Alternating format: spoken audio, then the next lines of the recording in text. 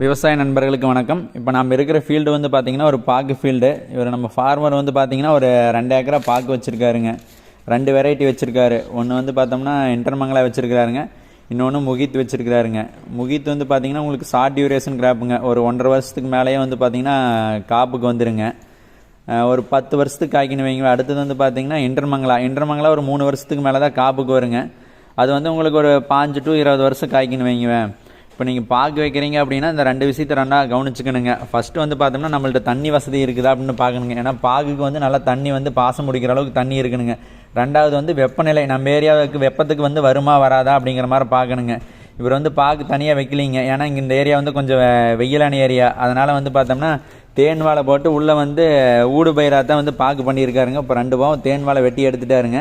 இப்போ இது 3வது பாவம் வந்து இலைக்கு கட்டை விட்டுருக்குறாருங்க. அப்பவும் பார்த்தீங்கனாலும் வெயில் தாங்காமல் சில கண்டு வந்து பட்டு போச்சுங்க. அடுத்து 2வது தண்ணியை பற்றி சொன்ன பார்த்தீங்களா, இவர் வந்து தண்ணி வந்து சொட்டு நீர் போட்டிருக்காருங்க. சொட்டு நீரில் தண்ணி விட்டுட்டே இருந்தாலும் என்ன பண்ணியும் ஈரம் வந்து கட்டுவலி ஆகலைங்க. அப்புறம் வெயிலும் தாங்கலை. அதனால் இப்போ வந்து பார்த்தோம்னா ஸ்ப்ரிங்க்லர் எக்ஸ்ட்ரா ஆட் பண்ணியிருக்கிறாருங்க.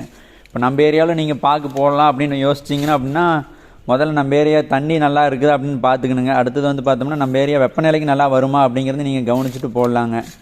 அடுத்த வீடியோவில் வந்து பார்த்திங்கன்னா பாக்குக்கு என்ன உரம் கொடுக்கலாம், என்ன மருந்தடிக்கலாம் அப்படிங்கிறத பற்றி பார்க்கலாங்க.